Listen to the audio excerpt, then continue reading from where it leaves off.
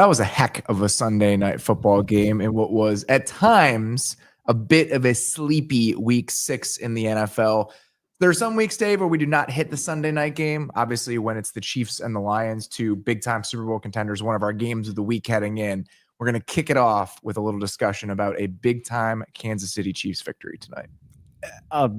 Is it possible to make a statement when you've been to the last 3 Super Bowls? When you're 2-3, yes. When you're 2-3, yes. And it's been more than a calendar year, it feels like, since you looked like the Kansas City Chiefs that everybody got used to dominating. Because that's how I felt. I mean, we've kind of seen it coming.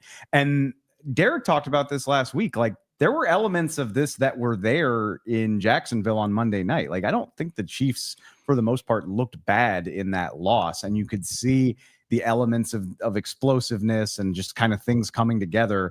And to put it all together against what we said on the preview show, we thought right now was the best team in the league coming in, to kind of put them on it like that. And that's what they did, particularly in the second half.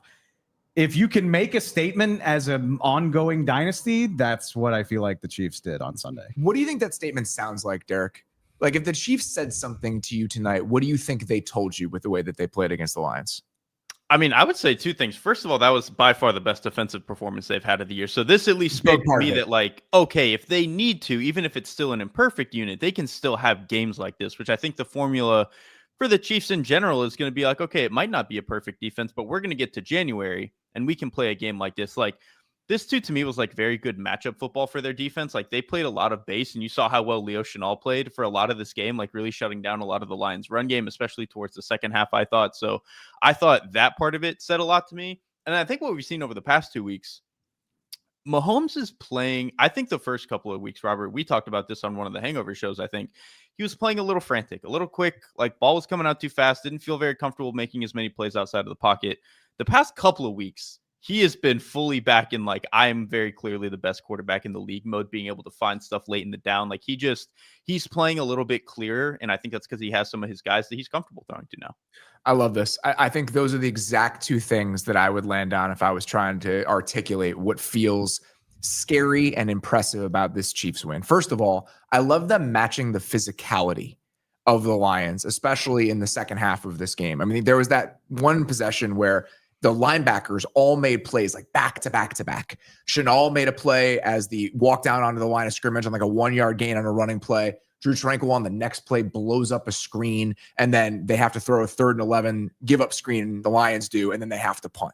So you watch that all happen, and then this is the game where Chris Jones really shows up. Yeah. And I think that's also part of it. Like, we've talked so much about this. In order for the Chiefs defense to be a championship caliber defense, when you think about how it's built, especially up front, it's a lot of 2s. Like, you need him to be a game-changing superstar type player, and he was.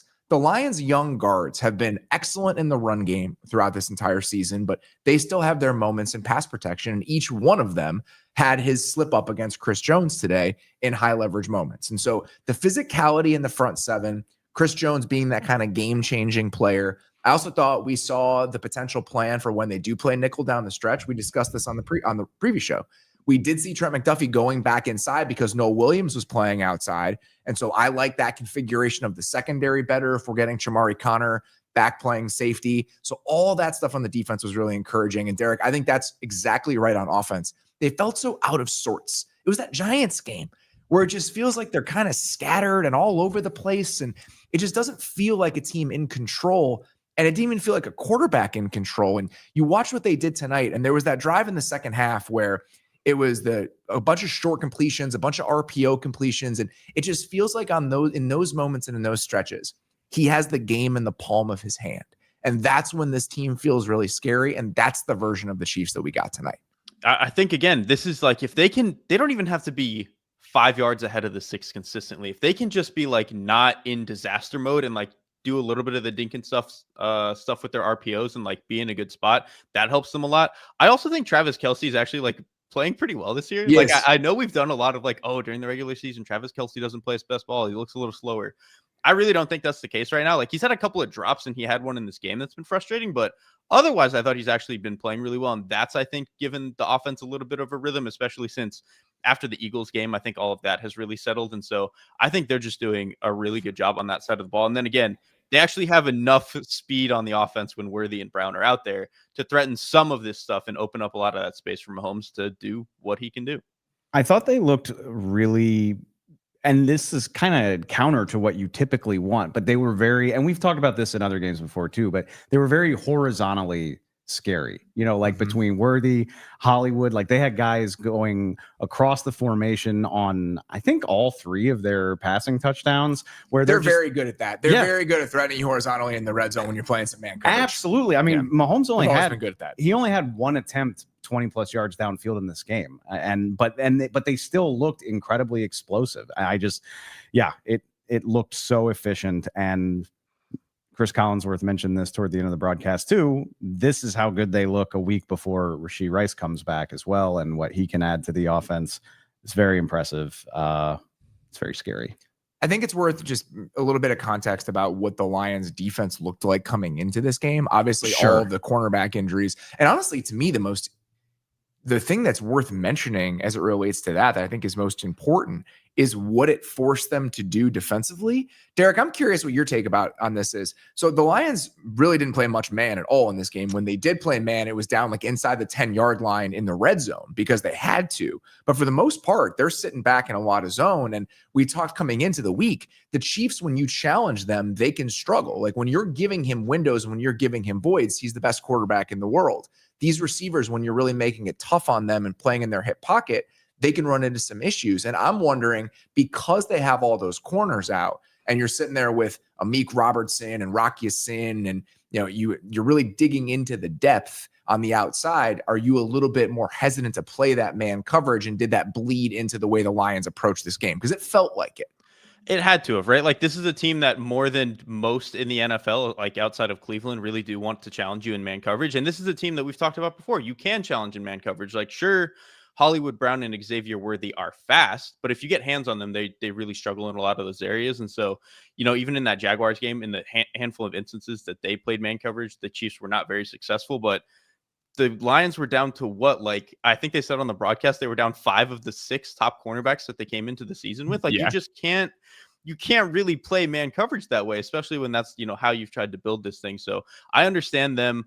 They play a lot of base defense anyway, so that's probably what they were going to do in this game. But I understand them really wanting to lean into that, just hoping that we can stop them on the run and then get them into a couple of tough down and distances. Maybe we steal a sack. Maybe we get a strip sack. I mean, Aiden Hutchinson almost had the one. Like, maybe that was their game plan. But this, to me, like, I almost don't even really fault Detroit for what they did. This is just like when you're that banged up against the best quarterback of the generation, like, I just don't really know what you do. You're doing anything you can to get by. And I think that's essentially what their game plan looked like. Looking at the numbers, I mean, the amount of base defense in this game, and it came up a lot in the broadcast, was absolutely ridiculous. Per next gen, 74% of snaps for the Lions with 3 linebackers on the field. That's partially why you might be a little bit hesitant to play man coverage. You're putting those guys in pretty tough spots. They've been good and held up. We've talked about that. Those linebackers have played well, but when you're having to deal with, Kelsey and some of those receiving options, it's a little bit different than maybe some of the other teams that they played against. So maybe that's pushing them that direction. On the other side, the Chiefs played it 50% of the time with their 3 linebackers on the field, in part because of some of the heavy personnel that the Lions play. So this, I'm assuming, overall, we got 72 plays of base defense in this game from both teams combined. I'd be surprised over the rest of the season if we got one that got to that level. That's some turn of the century football. Really is. 2002, 1999 type football. Anything about the Lions, Derrik, that you feel like is something lasting that we want to hit before we move on? I still think this is a really good team. When they get healthier on defense, I still think they're going to be really dangerous. This is just one of those games where you're personnel-wise, you're struggling on defense. You have a team that is really kind of rolling with what they're trying to do on offense, and you make 1 or 2 mistakes, and it feels like, that field goal, that touchdown turning into a field goal with the Jared Goff illegal shift, the 4th and 2 that they don't end up getting. Like, in a game like this, the margins are slim enough, or even if you're playing well on offense, 1 or 2 mistakes might make the difference. Yeah, I really did not feel any worse about the Lions for a game like this. Like, this to me feels like a Chiefs team that is waking up a little bit. And then again, you mentioned it, like, the Lions run game wasn't great. They had like maybe like a 40th percentile game for them, where it's a little bit below their average. They still had their moments, but that's going to happen even against some of these defenses. And so I think you have a couple of those moments that you mentioned. And so I will say, I think when they get forced into a little bit more drop back stuff later in the game, they can struggle. But even then, you had a couple of drops, right? Like Jameson Williams drops the one at the end. Amon-Ra St. Brown has the drop that he normally catches. So like just a few uncharacteristic mistakes that, again, they don't make. Like I think you could play this game 10 more times and they probably split it. All right. Let's get to some of the things that jumped out to us during a crowded week 6. It is time for You Have My Attention. Gentlemen, you have my curiosity. Now you have my attention.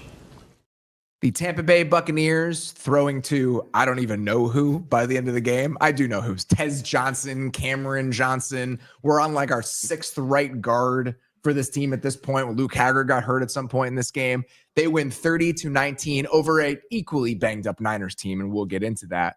But Baker Mayfield has another standout performance with standout moments in what is becoming a season where he's really cementing himself as one of the better quarterbacks in the NFL. Dave, 6 weeks into the season with the Bucs sitting at 5-1, considering how banged up they are, Baker Mayfield, you firmly have our attention. I mean, he makes You Have My Attention the week where the Bucs finally get to like kneel out the ball.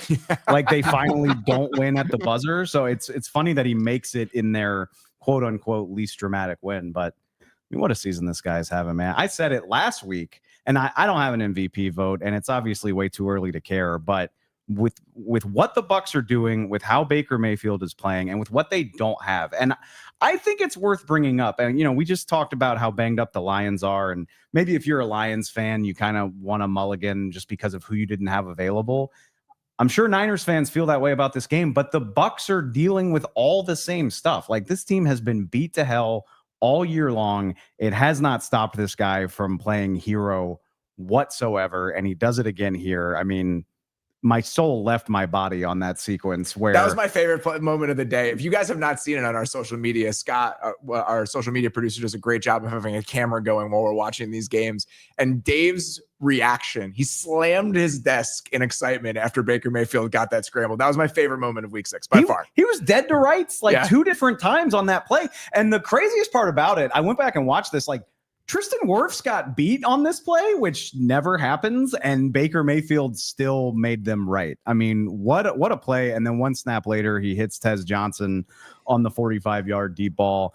Just a phenomenal performance. To quote the great Kevin Durant, "Hey Baker, you fucking hooping." That's all you can say. I mean, the guy is out of his mind right now. If there was any play I really was upset that I missed watching with you guys, it was absolutely the Baker scramble, knowing what Dave was going to do. It was my favorite play of the day. I will say, and this is, I don't want to take away from what Baker did again today.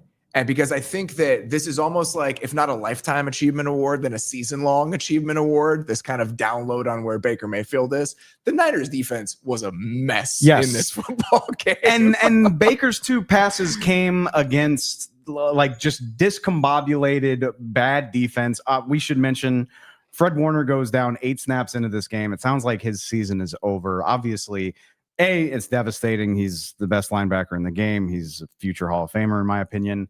But like I said, the Bucs are dealing with all this stuff too. So I do think it mitigates it a little bit. I think it mitigates it a little bit. It's not even trying to take away from the overall team performance. That's not what I'm trying to do. I'm more about the individual moments in this game. Yes. When you're looking at some of the long completions that the Bucs have, they're just total coverage busts. Like absolutely. The Cam Johnson touchdown is a total coverage bust. There's so many chunk plays in this game where there's a motion or some sort of switch release, and they just have guys running wide open because the Niners defense is completely out of sorts without the most important linebacker in football, and I would say one of the most important defensive players in football. We got to a point by the end of this game, Derrik, where who would you say Deommodore Lenoir is the answer, but outside of that, like, is there a Niners defender that you feel even decent about as like an above average NFL player right now? It was no by the end of the day.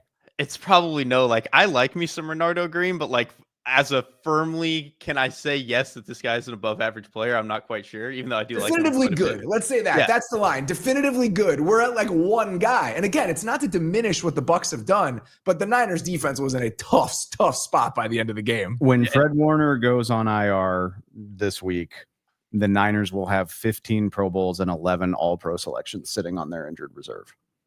It's brutal. I don't know what else to say. And I mean, it's miraculous that they're 4-2 even after this game with what they've been dealing with, but it ain't going to get any easier.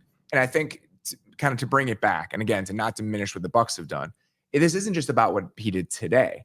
Baker has been doing this all year with a team that was more banged up than this version of the Bucs offense. He lost the receivers after Bucca goes down today. But just think about this team enduring and winning these games with the version of the offensive line they had to early in the season.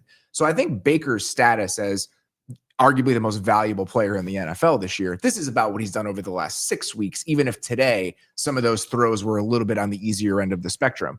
Right now, Baker Mayfield this season per Next Gen Stats, 0.23 EPA per dropback, which is in the top 7 among all quarterbacks in the league. And we run into these issues with that stat specifically. That stat is about the overall health of the passing game. It's not a quarterback specific stat.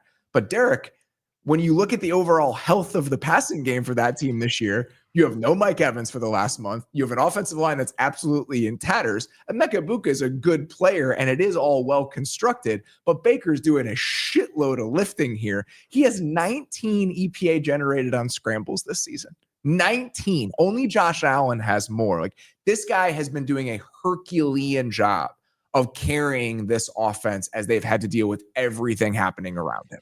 And you know what honestly the most impressive part of today was? The first quarter, he was bad. I thought we were going to get frantic, oh no, kind of throwing the ball around Baker. And I was like, oh, this is tough. He started the game 3 of 7 in the first quarter. And then after that, I think only had 2 incompletions because he started to do a much better job of again, the Niners, especially once Fred Warner was out, I think it was a little bit easier to find some of those coverage lapses, but he was doing a really good job. And he did what he's done all year, which is remain aggressive down the field, very late into the games after he's had a couple of struggles and stuff. And so obviously in this game, they were more coverage busts rather than the very well schemed up stuff that they were hitting against Seattle, but his willingness and eye to continue doing that. And then on top of the scramble stuff, the fact that him and Josh Allen are in the same breath as scramblers is crazy when you look at what they are physically and what they can do at their absolute best. But he really is his ability to know when to pull the ripcord has gotten so much better. So I just really applaud the way that he's been playing when, again, you mentioned the health of the ecosystem.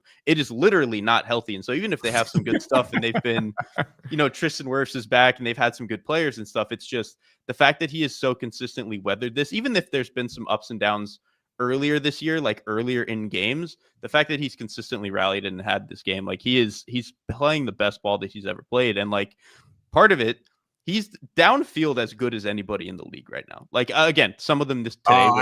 Darnold's still getting the number 1 nod for me right now. It is close. But it's close. Darnold's been crazy. They've both been insane. And so that's why that game, by the way, was amazing. Those two going back and forth. But he, again, blown coverages today, but he's been insane down the field. And so even if the 1 to 15 yard stuff has been a little bit hit and miss at times, he's down the field on top of the scrambling. It's what we talked about with Jaden Daniels last year, right? Where if you have the scrambling and you have the deep ball stuff, the floor and the ceiling of your offense is pretty darn high.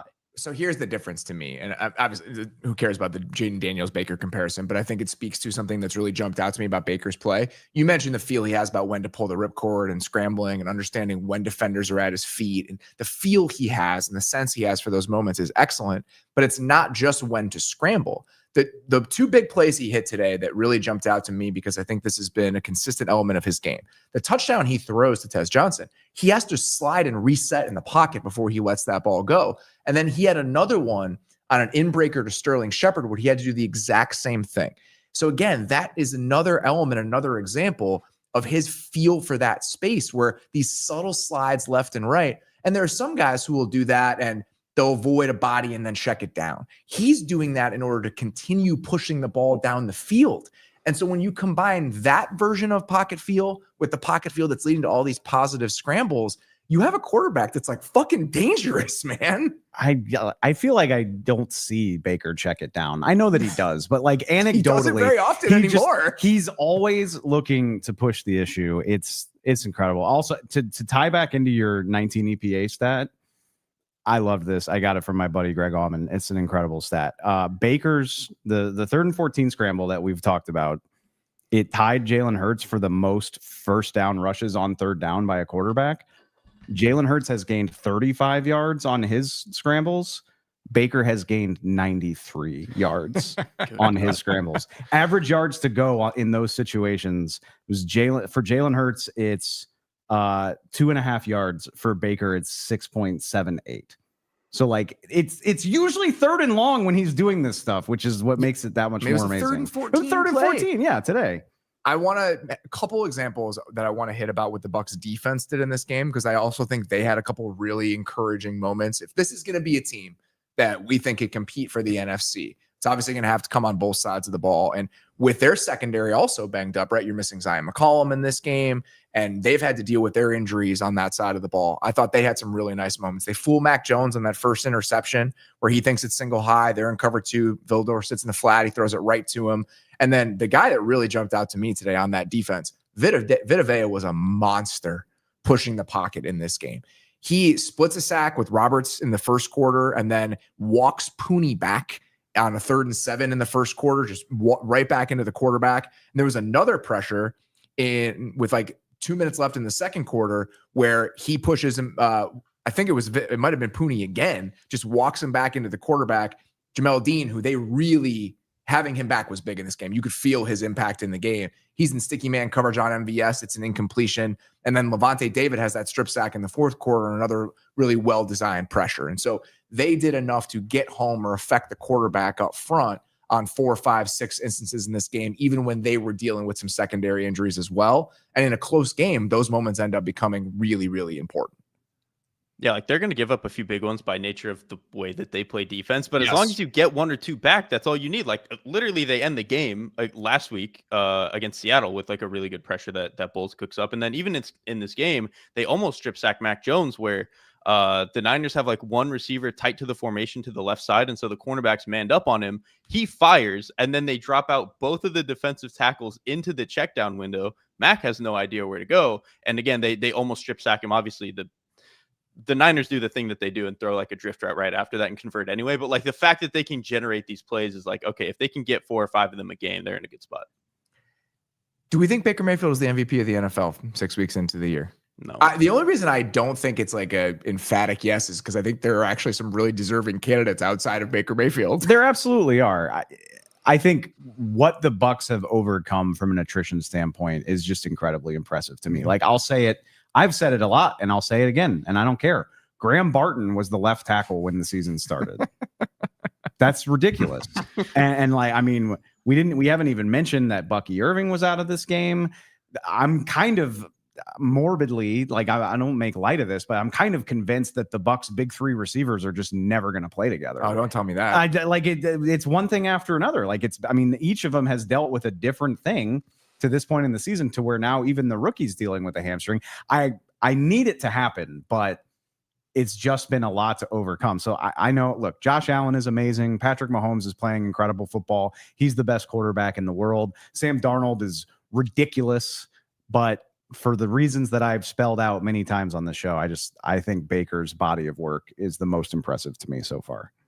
I think I'm okay with that at this point. I think Darnold should be mentioned with the way that he's played. I think he's been so good for that offense. I think Drake Maye is probably deserving of that. That's fair. And with the way that Drake Maye has played, per next gen, Drake Maye leads the NFL in total EPA 6 weeks into the season as a second-year quarterback, playing with a much improved situation, but still not like an all-star cast of characters in New England. And so it's an unlikely collection of guys that are in the conversation to be the MVP of the league. And I don't think he's there because I think that their offense does a lot of heavy lifting. He has not dealt with the same sort of attrition as a guy like Baker Mayfield. And I think his situation is much better than a guy like Drake Maye.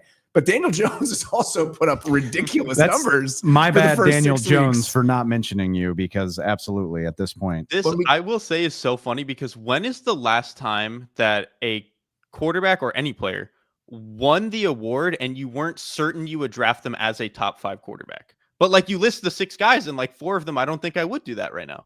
No, probably not. And I think it just speaks to how strange the beginning of the season has been. And also just where certain records are. Like when we get to the end of the year, Patrick Mahomes will be in the conversation to be the MVP of the league if the Chiefs are 11-6 or whatever they are. You know, it's just so far it's been a little wonky because a lot of those superstar quarterbacks have either been hurt or their teams haven't been very successful. And so it's led to a very strange MVP conversation 6 weeks in. But I think Baker Mayfield absolutely is at the front of that conversation.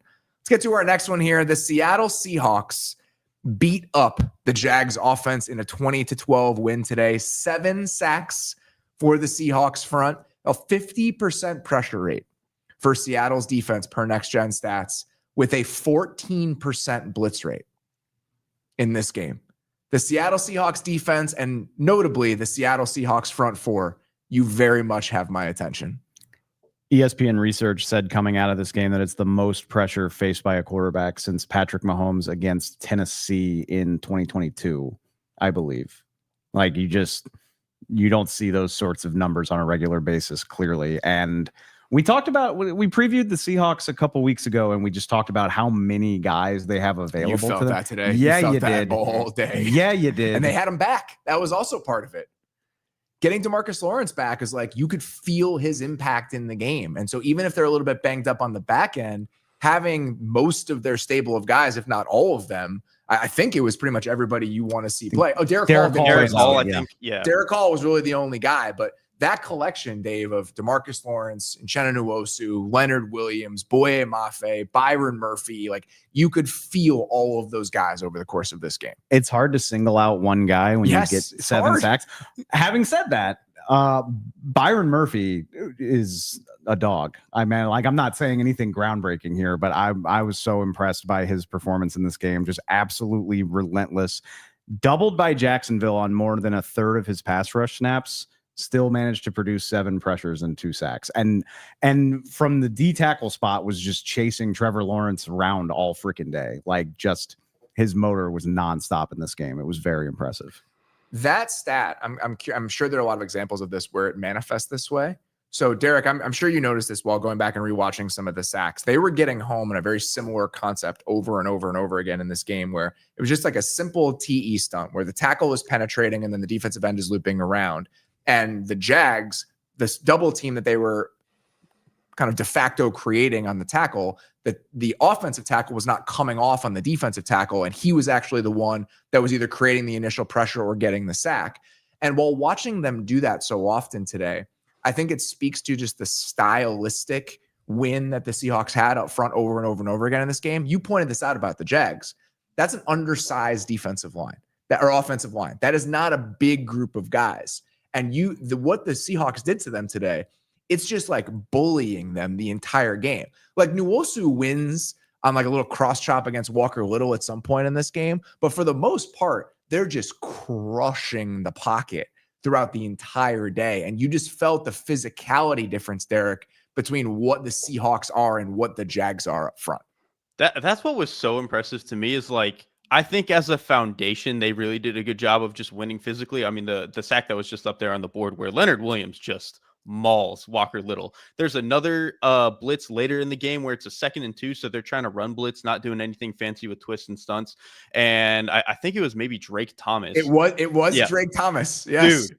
Fires over Walker Little and tosses him literally like if he didn't bump into another offensive lineman, he would have moved like 6 yards with how hard Drake Thomas threw him. And then he gets to the quarterback. So you've got them winning physically that way. There was another sack at some point in the game where they line up players in the A, B, and C gap. And then they like kind of stunt them all over and the whole line shifts over. And Emanwari, who was lined up, I believe, in the C gap, just ends up free, like nobody blocking him because they're in an empty formation and they don't have anybody in the backfield. So they did a really good job with stuff like that. And then again, you mentioned all the twists and stuff that they're doing. I think all of the best pass rushing teams are just doing a really good job of knowing how to create that 2-man side with our 2 best players and just using that as a twist. And that's not like a novel concept. It just feels like the best teams in the NFL are doing a really good job of that. So this was, again, you felt like the depth of Seattle's front. And then again, just a really, really good matchup for them in terms of we are guys who are more explosive and powerful than you. And this is an offense that really wants to win kind of with a little bit more smoke and mirrors, a little bit more scheme. And I think you even saw that in the way that Jacksonville was trying to call the game. It was a lot of quick stuff. It was a lot of boots. Even a lot of their runs went to the outside. Like they did not want to deal with Seattle between the tackles.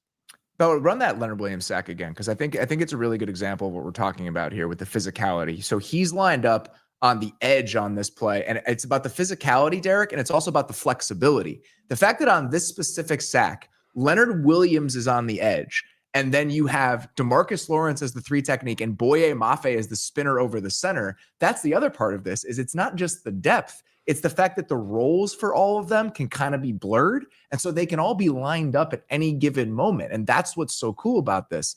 And so you talked about all of those kind of 3-man overloads that they did, where they're creating these one-on-ones and winning physically. They're doing some cool simulated stuff. You mentioned the Amenwari unblocked pressure. They had like a sim pressure with a coffee house stunt with one of the linebackers at some point in this game. And so Mike Macdonald was throwing the entire bag at Jacksonville from a pass rush perspective to make up, I think, for some of the injuries on the back end. So many injuries on the back end. So when you have all of these layers to the pass rush plan and you're just kicking ass for 4 quarters, you get a game where you finish with a 50% pressure rate and 7 sacks. It's funny because it was relatively early in this game that Jacksonville, they got Seattle on the fake screen to Brian Thomas Jr. They were doing a bunch. They had a lot of free guys running down the field in this game because of miscommunication on the back end. And when they hit him for a touchdown, I was like, well, that you're susceptible to that. But I hate to say they got away with it, but like you create that much pressure and you play that aggressively to compensate for losses in the secondary. And yeah, you gave up a touchdown, but it did not bite them. Like it did not hinder their game plan. They were dominant despite it. And I found that to be very, I don't want to say surprising, but impressive, because we talked about it when we were watching this game back. Like Trevor had throws open to him. Like there were plays to be made and he just couldn't do it. I think that was an accuracy thing. And there were a couple moments, Derrik, where he's got guys here. I mean, one of those sacks early in the game, he's got like a deep corner out off play action. He just doesn't throw it. And so it was an uneven game from the Jacksonville quarterback, but I think that's compounded by the performance that we got from Seattle's defense. I think that's kind of the concerning thing with Jacksonville, right? Is it was a little bit of everything. Your offensive line fell apart and got beat up. Trevor was not his best today. Like he was inaccurate and sprayed a couple of those. Obviously the one that you mentioned where he did not trigger on that. I also thought in general, they kind of struggled to find stuff over the middle of the field, which again, I'm going to want to go back a little bit and watch what that looked like on the All-22 and why they were struggling there. But even on some of the throws he tried to make over the middle, like there's one where BTJ slips out of his break and then doesn't really run full speed to go get the ball. There was another one he drops over the middle of the field. So some of the stuff that has been plaguing them throughout the season, and then far and away the worst offensive line game that they've had all season. I saw some people in the chat asking what a coffee house stunt is. A coffee house stunt is essentially a linebacker who's mugged up over, like on the line of scrimmage. He essentially turns his back like he's dropping in order to have like influence the offensive line, and then will blitz after doing that. And so you saw that. I think it was from Ernest Jones at some point in this game. So I have just for never, a little clarification. I've never heard a good explanation for why it's called a coffee house. I have no idea why that's what it's called. I heard somebody say it's like when a server brings you your coffee and quickly turns around, or like when you think the server in the coffee shop is bringing you your coffee and they're actually not. None of the explanations are good, but defensive coordinators really love running them. It works often. Maybe it's just because we notice it because it's so cool. Yes, I think it's does work. It's probably a little bit of selection bias. It's a baller move, yeah. It seems like it works more often than it doesn't. So a massive win for the Seahawks. And again, it's nice to see this team win when their offense isn't playing very well. You know, the offense was 1 of 12 on third down to down. This had been such a consistent, explosive unit. And you had some of those moments today, right? You get the big JSN touchdown. You have a couple Cooper Kupp moments in what has been sort of a slow season for him because they haven't needed him very much. But to see them win a game ugly because their defense carried them, kind of thought that's what they'd be coming into the season. And so the fact that they still have that gear, even with being banged up on the back end, nice to see this version of the Seahawks can still pull out a win against a Jacksonville team that have been playing pretty well. I also want to say this, and for most teams in the NFL, I don't give a damn about this. But if you've ever flown from Seattle, especially if you've ever flown from like Seattle to Florida, you know that means something. The Mike Macdonald Seahawks are 10-1 on the road. Did you know that? No, They are 10-1. Think about like Seattle history and like what that home field has given teams over the last 15 years. Yeah. But they are great on the road. And like I said, a road trip from Seattle to Jacksonville is no joke, especially. That was my flight during my training camp tour this year. Was Seattle to the East Coast. It's been the last 2 years. It's not fun. It's not fun. And obviously going from a place like Seattle in the fall to Jacksonville, Florida, and just kicking ass and taking names. Like I said, like, traveling doesn't really move me much for most teams, but I'll make an exception for Seattle. Let's get to our last one here. And what was kind of a sleepy day. Even the games that were close in the early window weren't particularly intriguing matchups from what was on the line, from how much was at stake in these games. I thought in a lot of ways, the end of Colts Cardinals was the most entertaining stretch of any game in the early window. We had like weird kind of like blow for blow type feel in that game. Like they even threw interceptions on back-to-back drives. Like it was just, they had that sort of feel to it. So Cardinals Colts in what was sort of a sleepy day in week 6 in the NFL. You guys both have my attention. This was a fun one. At the very least, and look, we know the Colts beat the Broncos dramatically. We know they could have beaten the Rams very easily, but their other games have been laughers. And so this is the NFL. We say that all the time. We even said in the preview show, Jacoby Brissett had the capacity to make this a game. Feel very good about that. But to win a game where, it looked like this might be another laugher early. Like they went right down the field early. Tyler Warren scores. I think it was the opening possession. And it looked like it could be another relatively easy win. And the Cardinals roared right back, and you're trailing this game in the second half. And certainly not going to be the most impressive game the Colts win this year, but to answer and get a win on a day where it hasn't been as easy as it has in a lot of your wins, that means something to me.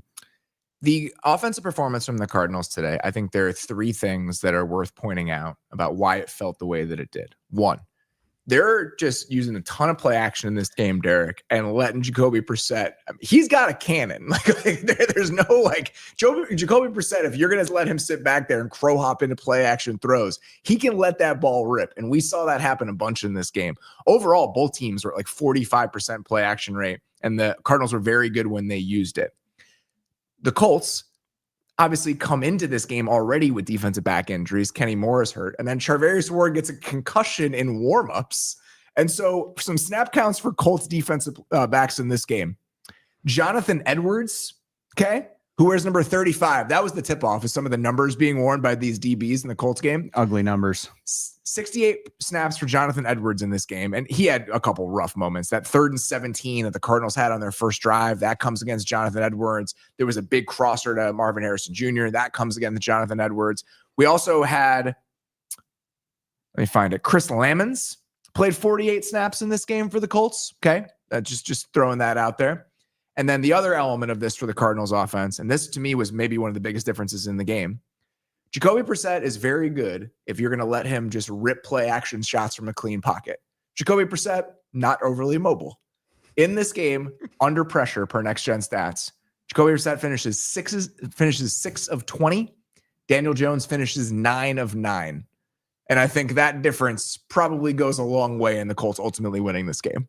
That absolutely goes a long way in the Colts finishing this game. And like that's the thing, is like, I think they hit on enough of their chunk plays, but it was a lot of them hunting for chunk plays off of this play action stuff. Like I thought they did a good job of just like calling as many deep crossers as possible. Cause it was like, all right, if you guys are on your 4th string DBs for a cornerback room, they're already off the street at linebacker. Like, let's attack that area of the field and make those corners run all the way across. Yes, we're gonna make people run numbers to numbers and see if you can run with them. And Jacoby Brissett, we know that he can make those throws if he's protected at all in the pocket. And so I thought they did a really good job there. I also too, the interception he throws was like not really his fault. I want to give him a little at least take the blame off of him for that. They were trying to run like a little slant flat. The slant player, Zay Jones, just kind of gets caught up and he ends up throwing it anyway. Guys right behind him to pick it off. So I thought Jacoby Brissett played like a pretty respectable game in the way that you would hope Jacoby Brissett would. The other thing though, on the other side, or at least that like to maybe take a little bit of credit away from Brissett, I felt like the Cardinals receivers made every contested catch possible. They like, absolutely did. In every way, like all of them. Like the crosser you mentioned to Marvin Harrison, he catches it like over Edwards' back, like turning around, which is incredible. Michael Wilson had 2 or 3 in this game. Like they just, obviously Trey McBride is going to do that every now and then. Like those guys caught everything. So I was pretty impressed by the skill players in this game. I'm not misremembering. Marv went out on that big catch. Like that was the catch that knocked him out of the game. I watched it back and I was like, holy shit, he held on to that. No, it was a really impressive game across the board for a lot of the pass catchers. On the other side too, the Colts guys had their share of moments. Tyler Warren. I thought, Tyler Warren had the big chunk play early in the game on that little rail route off of play action. Josh Downs was cooking the middle of the spine of the defense defenders for the Cardinals in this game. He got Mac Wilson at one point on a little jerk route. They were really picking on Akeem Davis-Gaither with some of those middle of the field pass catchers. He gets Budda Baker on the touchdown, which just his short area quickness when they really want to weaponize it within this offense is so damn good. But the guy who, to me, the two big catches that he made in this game, and I think if we're trying to pin down why the Colts offense feels different this year, Alec Pierce is so good.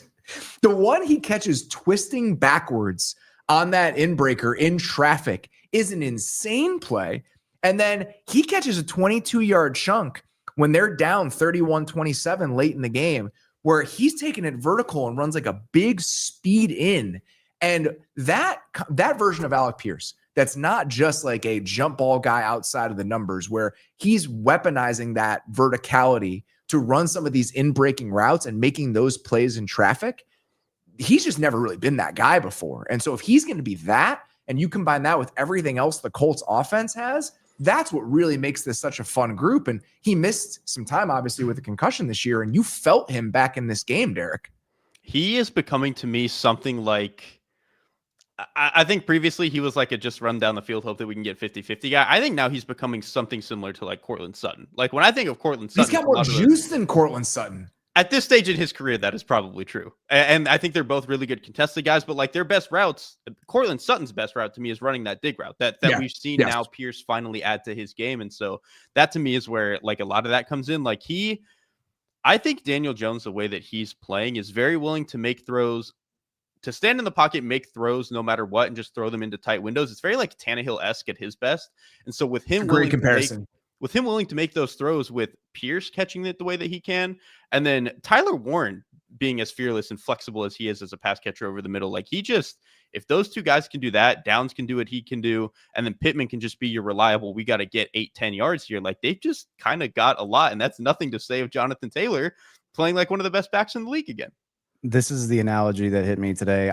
It might fall flat with y'all. We'll see how it goes. Have you ever seen the videos on social of the people who organize their refrigerator with like the super, like everything's labeled and all the containers? I wouldn't watch that because it would just make me feel really bad about myself. But you know what I'm talking about, right? Yes, and like they restock their fridge and it's like the most beautiful thing you've ever seen.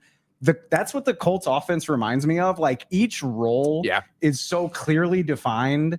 I'm 100% with this. They're all good at it too. Yes. Like, I mean, every offense has like guys fill a role, but like they just every week they so consistently do what their role is laid out for them to do. Like, I mean, you already outlined it all. I don't need to go over it, but like if it's third down, it's going to be a Josh Downs play. If it's over the middle of the field, it's going to be a Michael Pittman play. JT kind of ties the whole thing together. Like they are so beautifully organized, even by like good NFL offense standards. They're also complementary. Like it's the way you build like a pass catching perfectly group. And that's why I was so excited about this group coming into the season and have really liked them over the last couple of years. And I think, Derrik, what you said about Daniel Jones and that willingness to push the ball into those windows and unlock everything, it's obviously not to this level because he's not this version of player, but it reminds me of like what makes the Matthew Stafford Puka Nacua connection so dangerous is that you have one guy that is fearless over the middle of the field and you have one guy that's fearless in throwing over the middle of the field. And the Colts have shades of that with like the guys that they have in the way that Daniel Jones is playing. I love that you said that because I literally wrote in my notes today of Tyler Warren that there's something Puka Nacua-esque about his just like complete.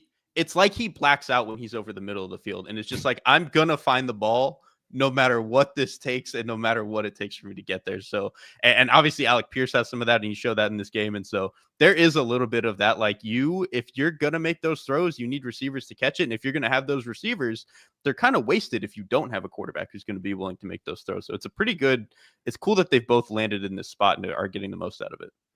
All of this being said, I think it's a defensive hold or pass interference on Lamans on that final play on Trey McBride. And if they call that, there's a very real chance that the Cardinals win this game. And so I wonder, are we at a place where what we saw from the Cardinals passing game, and they got a couple 3rd and 15 conversions in this game, and you mentioned some of the tight window throws, and the Colts secondary is obviously banged up coming into this game. Are we at a place where we'd be more interested in the Cardinals offense with Jacoby Brissett based on what we saw today, or do we think that that is far too hasty? I'm not there. Like I tend to agree with you. Or at least I would like to see it against not that Colts secondary first. Give me 1 or 2 more weeks. That's where I land as well. I just wanted to pose the question because we talked about the Ewing theory thing coming into the week. I'm just taking my win. Moments. The Ewing theory thing proved to be true this week. I'm just taking the win that I have right now. You're using the tight window example as they're just playing better because they're playing harder for Jacoby Brissett. That's where you're sitting right now. At least for the time being. Yeah. Like I can't get ahead of myself here. All right, let's get to the other end of the spectrum from today. We have like 1.5 entries for this today, but it's time for the rough moments of week 6. Let's get to what the What? We can take this a bunch of different directions, whether it's the sack taking from the New York Jets, whether it is some of the in-game decision-making and situational choices made by the New York Jets, whether it's the Broncos nearly losing to the Jets in this game where they played the way that they did. Jets-Broncos, everything about it, and having to wake up and watch this game at 8:30 in the morning while I'm trying to enjoy my coffee and just settling into the day. What the So that was the thing for me. Like think about your situation. By the time halftime rolls around, that is around like 8-ish o'clock for me. So I'm still trying to get my bearings. This is right around when the Jets have the ball in the 2-minute warning. They start moving the ball a little bit. About it. No, you're already disoriented, and then it gets worse. Yeah, and this was when I was like, what am I going to see in the second half if this is where we're starting? So the Jets get to 4th and 1, just short of midfield, and they go for a fake punt to Breece Hall, and they convert it. Cool. Sounds like we might go try to get some points on the board. Then they run the ball on 1st and 10 when they only have 1 timeout left. Then on the next down, they have to go a little fast. Justin Fields gets sacked. And then like on the 3rd down, I think they get it to a 4th and 1 again. And then they just don't run up to the line with like 20 seconds left to go and at least throw a Hail Mary and give yourself a shot. They just like let the clock go out. And Garrett Wilson walks off the field. Yes, that is happening. He's just disgusted with the whole thing. My problem starts with the decision after they get it to 4th and 1. They let 30 seconds tick off the clock before calling timeout. So in that moment, you've decided if you're going to let that 30 seconds tick off the clock, or maybe you haven't consciously decided this, but it seems like you're trending this way. You're trying to prevent the other team from scoring. I think that's all Aaron Glenn cared about. Sure. So if you're going to try to prevent the other team from scoring, you're going to run a fake punt from the minus 37-yard line or whatever it was in order to maintain possession to prevent the other team from scoring? What? And also, you're prepared. That was the mindset is crazy. And you're prepared to have a 4th and 1, but then you're not prepared for the next 4th and 1 where you got to go fast without a timeout. And like you don't have a play call ready or anything. Like the incongruency of everything in that like 2-minute span of football was mind boggling, especially when if there was one thing I was hoping we were going to get out of the Aaron Glenn regime, it was like some of this stuff was going to have some better answers and be more buttoned up. And this was as far on the opposite end of the spectrum as it could have been.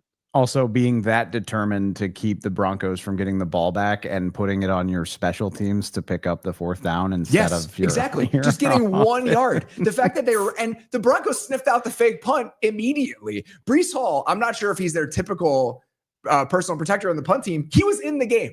And so Darren Rizzi is just sitting there screaming that it's a fake punt from the sideline, and they almost didn't get it. You need 1 yard. You have a 230-pound running quarterback. We're not covering ourselves in glory with any part of this. Although I do just want to say it was a shit game, obviously. This is one of the worst games I can remember since like the 2022 Broncos-Colts game. You remember that one? Oh, that's an all-timer. This doesn't even start approaching that game. This is one of the worst I can remember since then, at least. But what I was going to say is one of my favorite parts of the day was sharing this with the Discord chat. Please come join us on Sundays if you're watching football. suffering in silence by myself. Losing our minds at the insanity of everything. It's a rite of passage. Like if you can't get some enjoyment out of this type of stuff, I don't think you deserve like the high fly and Baker versus Sam Darnold stuff. Like you got to be bought in for the good and the bad. Let's get to the Jets offense in this game, because do we have to? We have to talk about this, because I do think that it speaks to where this team is right now. So Justin Fields takes 9 sacks in this game. And why I'm framing it that way is that I think some people are going to look at the 9 sacks and they're going to be like, this Jets offensive line is a disaster, right? Like they're setting Justin Fields up to fail. I put this out there during the game and I wanted to re-up the stat after the game just to make sure that we got it all the way through. Justin Fields had a 5.66 time to sack in this game. That would be the highest rate in the NFL over the course of the entire season. And at one point, I think like after 6 or 7 sacks, it was at like 5.75 seconds. So yes, were there some protection issues for the Jets in this game? Undeniably. But Derrik, when I watched the Jets offense today, this feels like a pairing to me of a quarterback who does not like the gray, right? He needs things to be very open. He does not play with a quick trigger. He does not play with anticipation. Some of that is the way that he sees the game, and some of that is just mechanically what he is as a thrower. So on multiple different levels, he's not somebody who's going to get the ball out into tight windows. You're playing with a group of receivers that probably is not going to create a lot of separation on their own against a defense where you're not going to have any real windows to throw the ball. And so it's just this cascading effect of all of these things converging at the same time to end up in a place where you take 9 sacks and look almost not functional on the offensive side of the ball whenever you're trying to throw. And like it could be not functional, but you could do something with it if he was quicker to just pull like what we talked about with Baker Mayfield, where he's very quick to pull the ripcord. Justin Fields has these games and has these stretches where he just doesn't want to do it, which is insane because he's the best athlete on the field at. But that's the difference, right? It's the difference between being a great athlete and having feel for that space and the timing of playing in the pocket. You can be the greatest athlete in the world. If you don't have feel for when you have to take off, then it gets completely negated. Exactly. Like he only ends up using like 70% of his athletic potential because he just doesn't know when to just say it's time to go. And I don't know if part of that is like, he's just trying to be determined to figure it out in the pocket or whatever it is. But like he, at his best, is a player who, when he does just pull the ripcord quickly, you can at least start to move the ball a little bit and get some of these pop plays. But when he has games like this where he just gets really uncomfortable and starts doing playing Dance Dance Revolution in the pocket and doesn't want to actually get out, that's when you have the 9 sack games and have problems like this. And there were a couple instances in this game, and one was like a PBU, and then one was a sack. With 1:10 left in the fourth quarter, or excuse me, with 1:56 left in the fourth quarter, they have a 1st and 10. He's got a quick outbreaker, I believe, to the right side. He just refuses to throw it. And it's not wide open, right? There are not wide open guys in this game when you have the Jets pass catchers and the Jets passing game construction against the Broncos, but that's not what the NFL is. Like you have to be able to make these plays with anticipation and with confidence into blurry windows if you're going to have any semblance of a chance. And he's just not capable of playing that way. And if you're talking about the play I think you're talking about, like if he just rips it when he sees it, it's probably like it's not a big gain, right? But it's a 5-yard gain and not a sack. It's complete to the sideline part of the game. Yeah, and it winds up getting broken up because the DB had all day to wait on him to throw it. It's maddening to watch. The last thing I want to talk about, the Broncos are not getting by scot-free in this game, okay, or in this conversation, because the fact that you won this game 13-11 with the Jets passing offense that could not function over the course of the game. Here's my frustration with the Broncos. Sean Payton will say into any microphone that is put in front of him that he thinks Bo Nix is this great quarterback, right? So why are the Broncos running the Malik Willis Packers offense from last year? This is my concern with this team. Why in every third down situation are we in these like trick'em dick'em moments where we got to run a bunch of screens and we don't let this guy who's supposedly so great play quarterback? Because it hurt them multiple different times in this game. And there is a disconnect between what he's trying to sell us and how much they believe in the quarterback and what the passing game looks like in these high leverage moments, Derrik. It's incredibly frustrating. Like they call the offense like they don't trust the quarterback to play quarterback. It's pretty obvious too. And it's like with Sean Payton, we have so much clear evidence that he will do this with other guys who aren't even Drew Brees. Go back and watch some of the Jameis Winston offenses, the Teddy Bridgewater offenses, like all those stuff. Like they asked the quarterback to read stuff out, get under center, like kind of do everything. They, in a lot of these moments, do not want Bo Nix to play quarterback and like really get back there and drop back. Like, again, this is part of why we've talked about before. Like the offensive line is good at pass protecting, but part of why they're such a good pass protection unit is because a lot of the ways that they will call pass plays are either RPOs, it's screens, it's like immediate go balls where pass pressure doesn't even have time to get there. It's play action. We're sprinting him out. Like they're doing all these things to gamify the offense.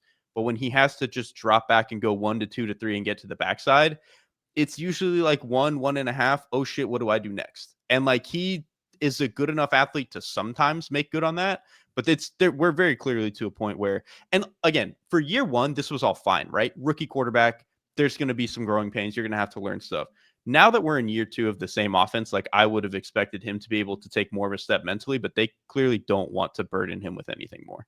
You look at some of the third down choices in this game, like into the third quarter. They have a 3rd and 4 with 9 minutes left. That was the one where he dirts it on that throw to McLaughlin in the right flat. They have a 3rd and 10 with 1:56 left in the third quarter. They run it. They give Prentice the ball. They do that a lot. It's not 3rd and 18. It's 3rd and 10. Like you don't trust your offense and your quarterback to try to make a play on 3rd and 10. I mean, just so often they're not even giving him the opportunity to drop back in these moments. And I understand that you have your frustrations with Bo Nix, Derrik. I think Bo Nix is a better quarterback than what the Broncos are asking him to do in these moments, even if he has limitations. I know the end. Oh, so go ahead, Derrik. I honestly think he might be. I think he's better than what this. He's played better than what he this is good enough like. to be asked to make a play on 3rd and 10 in an NFL game. Last year I felt like they were getting away with it. Because here's my thing on a lot of these, I think this is why they're scared of it. On a lot of those 3rd and 7s, 3rd and 8s, whatever it is, higher probability that you're gonna, not be able to do whatever you want to do in pass protection. He's gonna get pressured. Even if he can make some of these throws beyond the sticks and make some of these throws down the field, I think when you crowd his space, he is one of the worst quarterbacks in the NFL. And that is the not numbers will tell you that it does bear out in the numbers over the last. He was 1 of 5 in this game. However many he's played. Yeah, like it's been a consistent issue for him. And again, as a rookie, I could maybe give him some grace for that, and we'll see where it is by year 2, year 3. 6 weeks into year 2, it's just as bad as it was before. And so that's, I think, why they have a lot of the issues. And you know what? Maybe there still is an argument that like they need to live with more of the volatility on 3rd down, because he will still make good plays. He's a good scrambler. If the throw is there, he has the arm to make it. It's just it feels like they're a little bit scared of some of the worst moments in those spots. They're too scared of it, in my opinion. That's where I land at. I can see that. They are too risk averse in those moments for a guy that they think and say is good. If we want to be generous, and I don't know how much I believe this, but if we want to be generous, could this be a situation where Sean Payton was that confident that a Justin Fields offense was not going to get the better of his defense and acted accordingly to the detriment to win the game with 2 minutes left, to the detriment of his own offense, man. I mean, that is the best thing about this Denver team right now is the defense. And when Justin Fields is putting on a performance like this, maybe you adjust your play calling accordingly, but I don't think that holds muster like under closer scrutiny. I don't think you should ever be trying to win an NFL game by 2 points and hope the other team screws up when they have the ball at the end of the game with the chance to win it, which is exactly what happened with the Jets. They sure did. Before we get out of here, I do just want to point out, like, to put that on Justin Fields with what we had seen to this point is insane. To ask Justin Fields to pick up, what was it, 4th and 8? When, by the way, do you know Nick Folk hit his career long 2 weeks ago in that Monday night game? Everyone's hitting their career long at some point this year. I mean, it's true. And with the way that the K-balls are this year, Nick Folk hit a 58-yard field goal against Miami on Monday Night Football 2 weeks ago. I know 4 yards is a lot, but you really think Justin Fields had a better shot of picking that up than a 61-yarder than Nick just Folk? hoping Nick Folk can hit a kick that's 3 or 4 yards further? I thought that was bonkers by Aaron Glenn. I mean, ideally, you'd like to think your quarterback can pull that off, but you had 3 hours of proof that Justin Fields was not going to do that, and you still sent him out there. I thought that was crazy. I also think that they're on the 46-yard line, right? With 1:56 left after a 4-yard run from Breece Hall gives them a first down, and they drop back and get sacked. Like, just hand the ball off. Usually I wouldn't say this. Usually I would destroy a team for doing this. Just hand the ball off 3 times. In that situation, just hand the ball off 3 times and see if you can get 3 yards and set yourself up for a 60-yard field goal. They do not do that, and ultimately they lose the game. So again, I don't think we should be surprised that there were some situational mistakes made by the Jets considering what happened during that 2-minute drill. All right. One more entry here in WTF, not a full entry. I want to just put a couple of these teams on notice based on the way that they play today. And we're going to dig into these games more in depth tomorrow on The Hangover. Both the Rams and the Packers, you need to be better than what I saw from you today. The Rams scored 17 points against a Ravens defense that made the Texans, who could not move the ball for a month, look like the greatest show on turf last week. And the Packers somehow are in a 1-score game with Joe Flacco, who's been there for 3 days in Lambeau, and they have to make us like sweat it out near the end. So we will talk about both of these games in more depth tomorrow, but both the Rams and the Packers after today, even if you won, I'm disappointed and you are on notice after the way that Sunday went. Semi WTF, not all the way, yes, just semi. Yes. We're WTH. What the hell, Packers and Rams after this game. So we will dig into both of those more in The Hangover tomorrow. But before we get out of here, let's talk about how we cannot be romantic about football from week 6. I mean, this thing was a thing of beauty. I'm going to start this. How can you not be romantic about Rico Dowdle after this week telling the Cowboys that they had to strap it up? And then afterwards, when he had 239 yards from scrimmage and he was asked about it, all he said was, they didn't strap it up. I absolutely love that. That's a mic drop moment from Rico Dowdle, who had a phenomenal game today. And beyond what Rico Dowdle did, I was just so impressed by the entire operation for the Carolina Panthers running game today. It honestly reminded me, Derrik, of the conversation we were having about the Cowboys offense after they played against the Jets. When they're missing all these offensive line starters, the Panthers come into this game missing 3 of their starters along the offensive line. Taylor Moton doesn't play in this game. Austin Corbett, their starting center, doesn't play in this game. And Robert Hunt, their starting right guard, does not play in this game. And I thought their backup offensive line, 60% backup offensive line, beat the shit out of the Cowboys front this entire day up front. And some of it, they struggle in pass protection sometimes. But when you get Ike Ekwonu and Damian Lewis double teaming people on the left side, it's pure carnage. But it wasn't just them. I think Cade Mays, who's the backup center for the Panthers, has been excellent on the ground in for the last couple weeks. And Brady Christensen, their backup right guard, he's a really good mover. He's a good athlete for somebody who's a little bit undersized. All of those guys had their moments. The tight ends were phenomenal blocking in this game. And then you combine that with Rico Dowdle doing everything he could with every single carry as a 35-yard touchdown in the air. It was just a really impressive ass-kicking performance and just we are going to push you around and beat you up game from the Carolina Panthers. And beyond the Rico Dowdle revenge game part of it, it's hard for me not to be romantic about that side of things.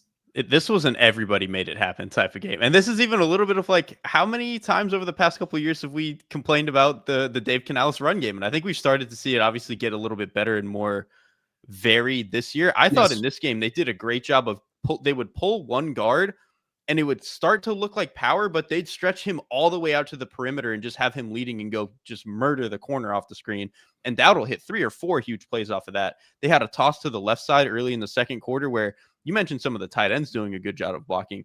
Teteroa McMillan destroyed one of the DBs on that play. And I was like, okay, if your superstar, like first round receiver who's already a good pass catcher is doing that in the ground for you, everybody here is clearly bought in. And then obviously Dowdle doing what he did just in terms of like really trying to run through people on every single snap. I think we knew the Carolina Panthers run game was good, but these last 2 weeks, they have looked insane.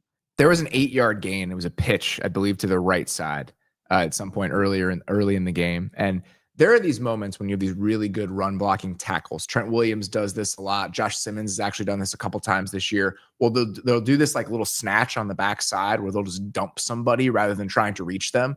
Like they'll use their momentum against them and just dump them face first into the ground. Ekwonu does that on this play, and Cade Mays just does a phenomenal job where he's reaching a one technique that's like a gap and a half over from him. And so to see all these guys chipping in this way, I think it says a lot about the current state of the Dallas Cowboys offense, but I think it says just as much about the current run game infrastructure for the Dallas Cowboys defense. But it also says a lot about exactly what Derrik is saying. This group was a little bit stale, a little bit simple, a lot of inside zone from the gun last year. And so to see them really add some layers to this run game, even with some backup offensive linemen in the game, and have a back in Rico Dowdle who can really make the most of it. He's a good player. It's really fun to watch it all come together. I want to make sure this doesn't go unsaid.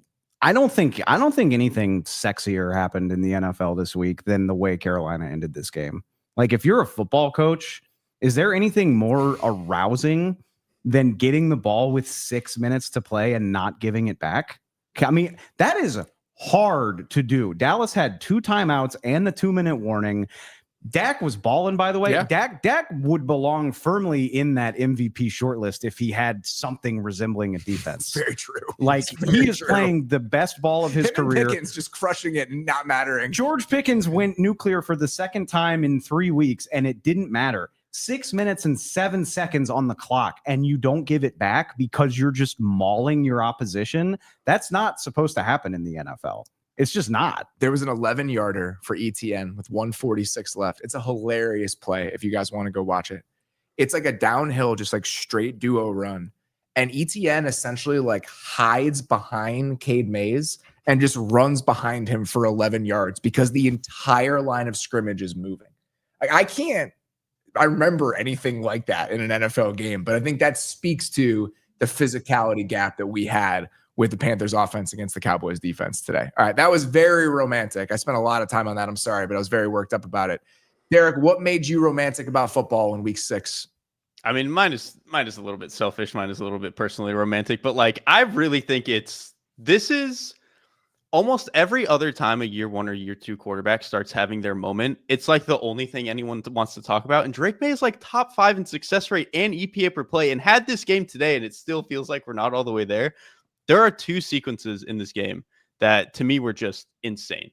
Early on, he has a 3rd and 9 where he has to step up a little bit and then throw this shallow route back across the left. And so they convert that. On the next play, they get into this like half roll play action shot to the right.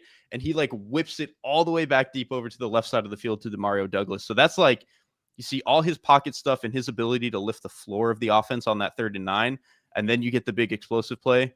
You get a similar sequence a little bit later. I think it was maybe 2 drives later where he's got to step up in the pocket and very late, like literally flips the ball out to Travion Henderson on a little check down, like not like throw the ball overhand, like flipped it out almost the way I think Mahomes did in one of these Sunday night attempts that he had.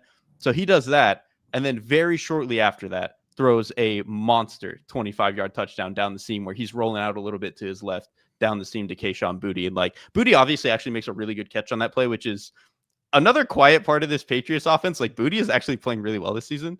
But this was just like for it to come together for this player in this way, who's this talented. It's just, it's incredible to watch him like really putting up numbers with all the big dogs in the league.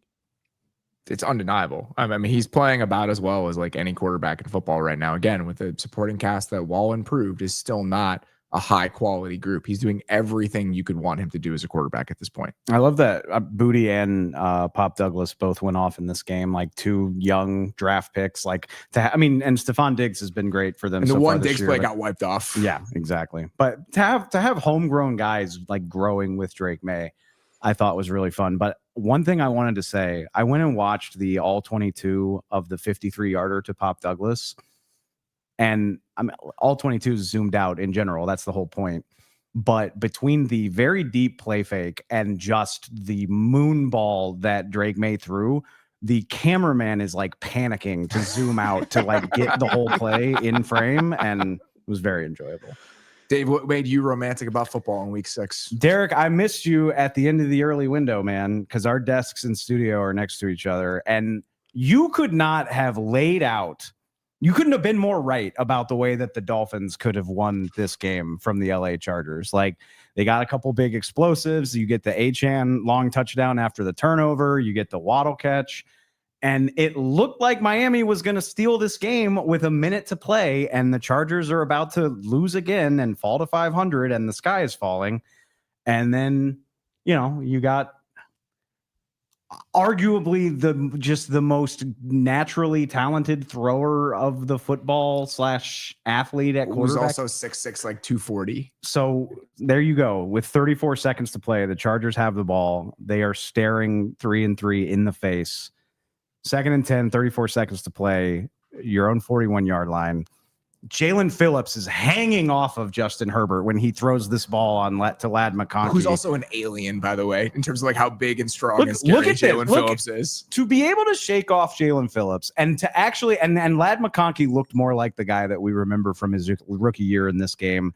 Just takes the shallow crosser, just threw the brakes on Dante Trader Jr., which is not fair. He's a rookie playing early in the season. Did you hear what Jim Harbaugh said about this play, by the way? He said he will remember this play until they throw dirt over him. Guy's got away with words. That seems tame for Harbaugh. I mean, it sure is. But he was like, yeah, I'll have this play like imprinted on me until they throw dirt over me. And I mean, Herbert's made a few of these ridiculous plays this year, but I don't think you can undersell how big this is. Like, with a minute to play, to get yourself back in position. 4-2, the Broncos already won. Obviously, the Chiefs got a big win on Sunday night. They are surging back. They look like they're not going to miss a beat. You lose this game, it's dramatic to say that it's all over, but how much better do you feel pulling this out of the fire and buying yourself from breathing room to hopefully get healthier? They had to have this game. It's against an AFC team, so tiebreakers are involved as well. Like when you're talking about losing conference games, they had to have this, and Herbert made a ridiculous play to make it happen, and it's very romantic. I leave this game feeling pretty worried about the current state of the Chargers. How could you not? Just like, we're very worried. But the defense, to me, it's the defense. The fact that the Dolphins ran the ball with the efficiency they did in this game. They were explosive. They gave up so many explosive plays. Like, I'm concerned about the Chargers overall, but absolutely. Hell of a lot better to be concerned at 4-2 than if you lose this game to a reeling Dolphins team. Well, speaking of a reeling Dolphins team, think about the vibe shift with Jim Harbaugh coming out and saying he's going to remember that play until they throw dirt over him. And then Tua Tagovailoa comes out after the game and starts talking about players missing player-only meetings and wondering if we're going to have to start making that stuff mandatory. Slimmest of margins between, man, we pulled out a game we probably shouldn't have won, and everybody's skipping shit, and I'm really pissed off about the current state of the locker room. So that's how thin those margins are in the NFL. Speaking of, let's talk about what we learned during week 6 today. You know, I think I've learned something today. I don't mean to be a downer, but I think what I learned about the NFL in week 6 is that sometimes Sundays just kind of suck. Right? Sometimes the slate is not what you want it to be. Sometimes you're really digging for exciting moments. And I think part of that is because the two of the games that we really should have been excited about today, that would have been some of the marquee games of the day, Brady called one of them. But Tom Brady, the fact that Brady was on the Rams game, Rams-Ravens, is crazy. Tom Brady called a game where Cooper Rush got benched for Tyler Huntley. Like, that happened today. That was not supposed to be Rams-Ravens. We were joking about it during the broadcast today and just during the day. The last time the Rams played the Ravens, we did like an entire episode of the Athletic Football Show about why it was like a beautiful example of everything right about schematics in the NFL.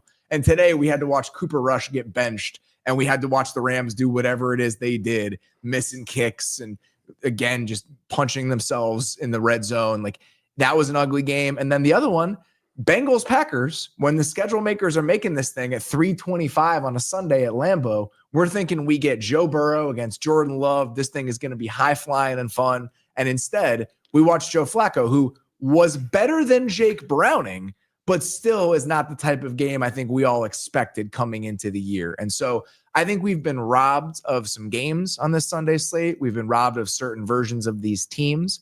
And I think it kind of provides and produces the atmosphere we're talking about here, where the Bucs are suddenly really frisky and Baker Mayfield feels like the MVP, and what can Seattle do in the NFC? So I think in the long term, the current state of the league and missing out on some of these higher profile teams we thought we'd have is going to be fun and interesting. But on a day like today, you kind of feel the absence a little bit. I think we've given the schedule makers a lot of credit over the first 6 weeks. And I mean, this isn't their fault. Like this is football. That's why over the course of the summer, I get sick of hearing myself say so much stuff that we can't predict is going to happen and it's not worth getting hung up on. But this is what you're talking about. I mean, yeah, your 2 tentpole games of each window were afterthoughts. And if this is a bad Sunday, it's still pretty good, right? Yeah. Like if this is as bad as it gets, we're doing pretty damn well overall. If this is a bad Sunday, it's still pretty good. But this is what I try to keep in my mind when I'm arguing with people in July, where I'm like, the thing you're worked up about is not going to freaking matter when Joe Flacco gets traded to the Bengals and has to start against the Packers. Like, all sorts of stuff happens, and this Sunday suffered a little bit because of it, for sure. Even if the Sunday suffered a little bit, we've got 2 games coming up tomorrow, and they're pretty good games. I have to watch the Chicago Bears play football, which we'll see how I feel about that when it's all said and done. But we will be recapping both of those games live on this very YouTube channel tomorrow night after they wrap up. Bills Falcons, Bears Commanders. Really looking forward to that. If you guys are watching this on YouTube, and if you haven't been checking out the shows on YouTube, I encourage you to do so. We're playing highlights from a lot of the plays that we're discussing because The Athletic has access to those now. It's really kind of changed the field. We've got some fun new graphics this year. So encourage you to check that out if you're interested. We've got a lot of standalone YouTube content. I have a new series called Did You Notice that we're going to be doing every single week. Derrik has some film stuff that he's doing consistently. So a lot of new fun stuff on the YouTube channel. Encourage you to like and subscribe here if you are watching. We'll be back on YouTube tomorrow night after the Monday night games. For now, that's all we got. Sincerely appreciate you guys listening. We'll talk to you very soon.